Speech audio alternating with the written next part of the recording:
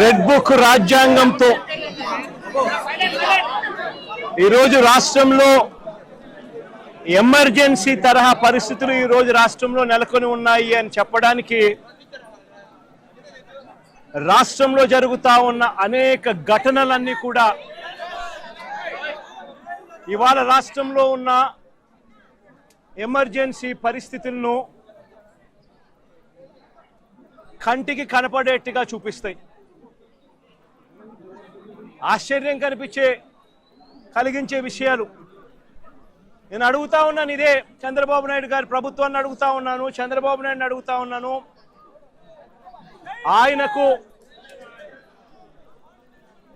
ఆయన అడుగులకు మడుగులెత్తే పోలీసు అధికారులను అడుగుతా ఉన్నాను.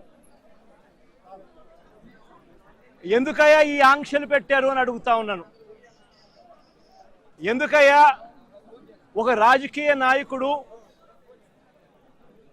తమ పార్టీకి సంబంధించిన వాళ్ళను కలవడం ఏమైనా నేరమా అని అడుగుతా ఉన్నాను. అలా కలవడానికి వస్తే అదేమైనా తప్ప అని అడుగుతా ఉన్నాను. ఎందుకు ఆంక్షలు పెడతా ఉన్నారు అని అడుగుతా ఉన్నాను. నా కార్యక్రమానికి నన్ను అభిమానించే వాళ్ళు ఎవరైనా కూడా వస్తే తప్పేమిటి అని అడుగుతా ఉన్నాను. వాళ్ళని రానివ్వకుండా ఏకంగా రోడ్లన్నీ తోవారు.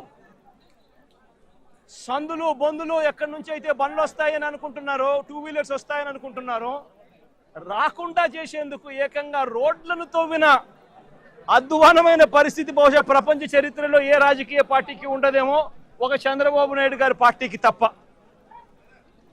నిజంగా ఒక ప్రతిపక్ష నాయకుడిని చూసి చంద్రబాబు నాయుడు ఇంతగా భయపడతా ఉన్నాడంటే నిజంగా చంద్రబాబు నాయుడు గారు ఎక్కడైనా బావి చూసుకొని దుంకాలి.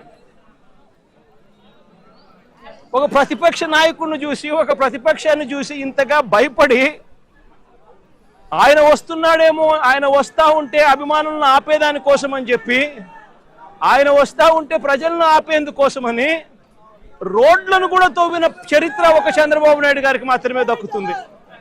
ఈరోజు దాదాపుగా 2000 పైచీలకు పోలీసులు, 2000 పైచీలకు పోలీసులు, లెక్కలేనంత మంది డిఎస్పీలు, డిఐజీ ఇక్కడే తిష్టేసినాడట.